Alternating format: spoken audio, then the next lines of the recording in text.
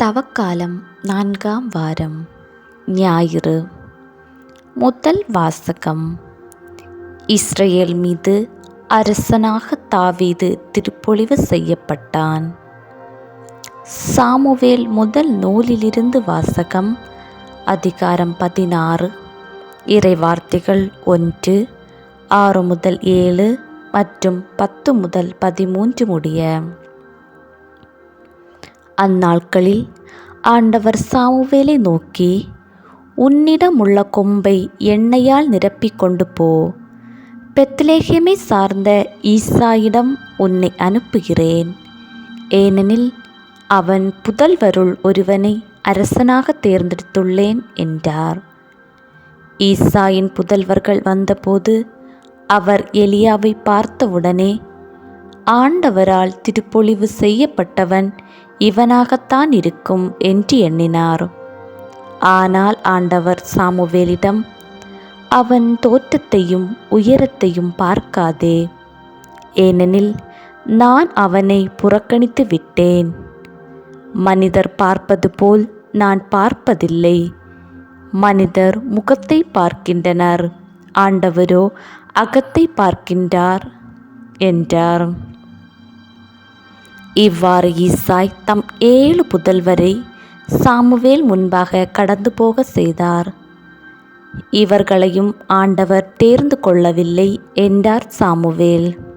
தொடர்ந்து சாமுவேல் ஈசாயை பார்த்து, உன் பிள்ளைகள் இத்தனை பேர்தானா என்று கேட்க, இன்னொரு சிறுவன் இருக்கிறான், அவன் ஆடுகளை மேய்த்து கொண்டிருக்கிறான் என்று பதிலளித்தார் ஈசா. அதற்கு சாமுவேல் அவரிடம், ஆள் அனுப்பி அவனை அழைத்து வா, ஏனெனில் அவன் வரும் வரை நான் உணவருந்த மாட்டேன் என்றார். ஈசாய் ஆள் அனுப்பி அவனை அழைத்து வந்தார். அவன் சிவந்த மேனியும் ஒளிரும் கண்களும் கொண்டு அழகிய தோற்றமுடன் இருந்தான். ஆண்டவர் சாமுவேலிடம், தேர்ந்து கொள்ளப்பட்டவன் இவனே, எழுந்து இவனை திருப்பொழிவு செய் என்றார். உடனே சாமுவேல் எண்ணெய் நிறைந்த கொம்பை எடுத்து அவன் சகோதரர் முன்னிலையில் அவனை திருப்பொழிவு செய்தார். அன்று முதல் ஆண்டவரின் ஆவி தாவீதின் மேல் நிறைவாக இருந்தது. ஆண்டவரின் அருள் வாக்கு. இறைவா, உமக்கு புகழ்.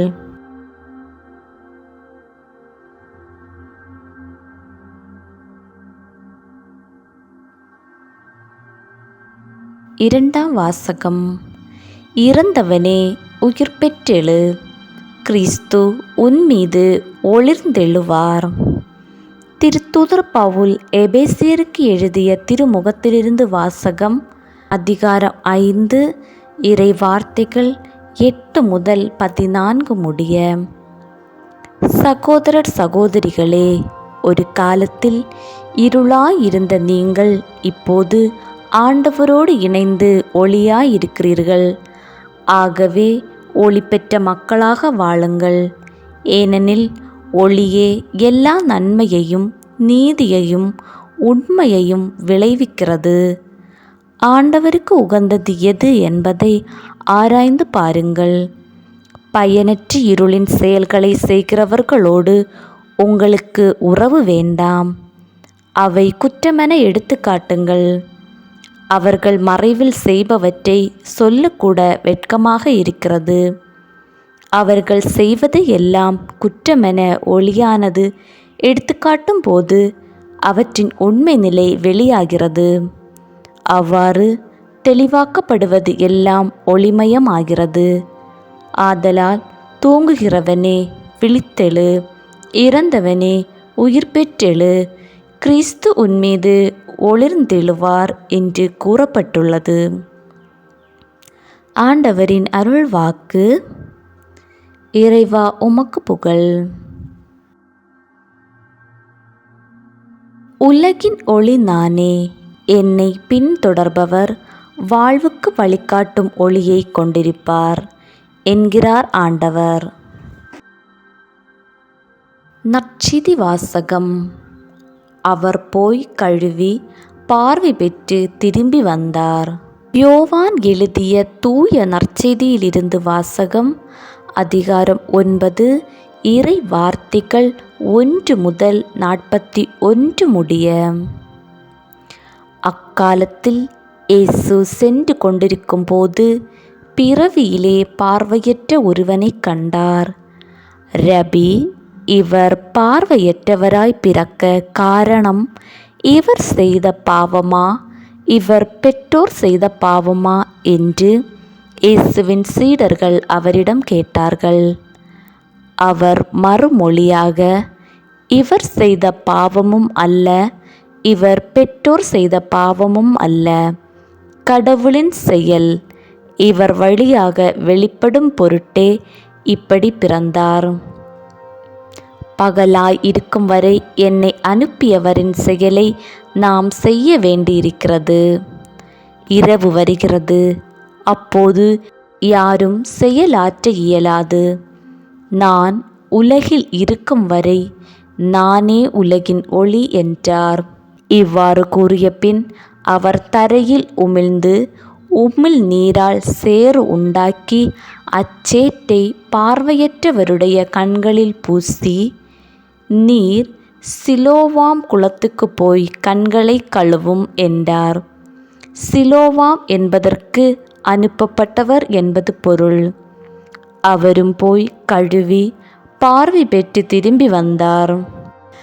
அக்கம் பக்கத்தாரும் அவர் பிச்சை எடுத்து கொண்டிருந்ததை முன்பு பார்த்திருந்தோரும், இங்கே அமர்ந்து பிச்சை எடுத்து கொண்டிருந்தவர் இவர் அல்லவா என்று பேசிக்கொண்டனர்.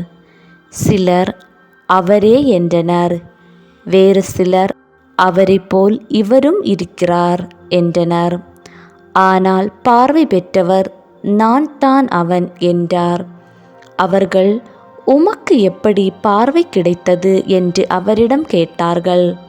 அவர் அவர்களை பார்த்து, இயேசு எனப்படும் மனிதர் சேறு உண்டாக்கி என் கண்களில் பூசி சிலோவாம் குளத்துக்கு போய் கண்களை கழுவும் என்றார். நானும் போய் கழுவினேன், பார்வை கிடைத்தது என்றார். அவர் எங்கே என்று அவர்கள் கேட்டார்கள். பார்வை பெற்றவர் எனக்கு தெரியாது என்றார். முன்பு பார்வையற்றவராயிருந்த அவரை அவர்கள் பரிசேயரிடம் கூட்டி வந்தார்கள். இயேசு சேறு உண்டாக்கி அவருக்கு பார்வை அளித்த நாள் ஓர் ஓய்வு நாள். எனவே எப்படி பார்வை பெற்றாய் என்னும் அதே கேள்வியை பரிசேயரும் கேட்டனர்.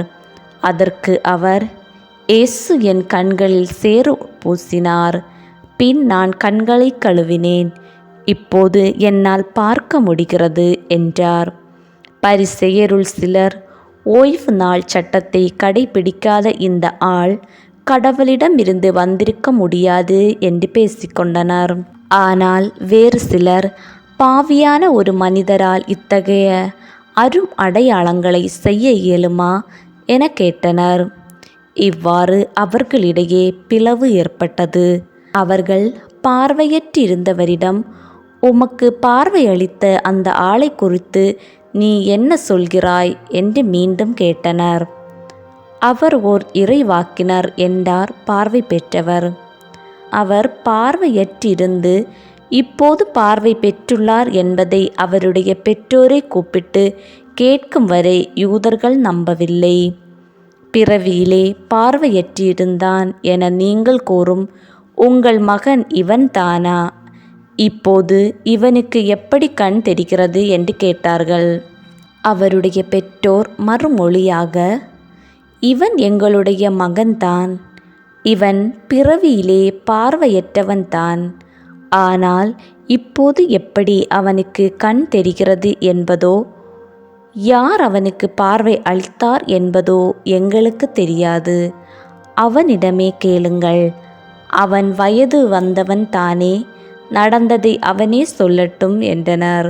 யூதர்களுக்கு அஞ்சியதால் தான் அவருடைய பெற்றோர் இப்படி கூறினார். ஏனெனில் இயேசுவை மெஸ்ஸியாவாக ஏற்றுக்கொள்ளும் எவரையும் தொழுகை கூடத்திலிருந்து விலக்கிவிட வேண்டும் என்று யூதர்கள் ஏற்கனவே தங்களிடையே உடன்பாடு செய்திருந்தார்கள். அதனால் அவருடைய பெற்றோர், அவன் வயது வந்தவன் தானே, அவனிடம் கேட்டுக்கொள்ளுங்கள் என்றனர். பார்வையற்றிருந்தவரை யூதர்கள் 2ஆம் முறையாக கூப்பிட்டு அவரிடம், உண்மையை சொல்லி கடவுளை மாட்சிப்படுத்து, இம்மனிதன் ஒரு பாவி என்பது எங்களுக்கு தெரியும் என்றனர். பார்வை பெற்றவர் மறுமொழியாக, அவர் பாவியா இல்லையா என்பது எனக்கு தெரியாது. ஒன்று மட்டும் எனக்கு தெரியும், நான் பார்வையற்றவனாயிருந்தேன், இப்போது பார்வை பெற்றுள்ளேன் என்றார். அவர்கள் அவரிடம், அவன் உனக்கு என்ன செய்தான், எப்படி பார்வை அளித்தான் என்று கேட்டார்கள். அவர் மறுமொழியாக, ஏற்கனவே நான் உங்களிடம் சொன்னேன், அப்போது நீங்கள் கேட்கவில்லை, இப்போது மீண்டும் ஏன் கேட்க விரும்புகிறீர்கள்?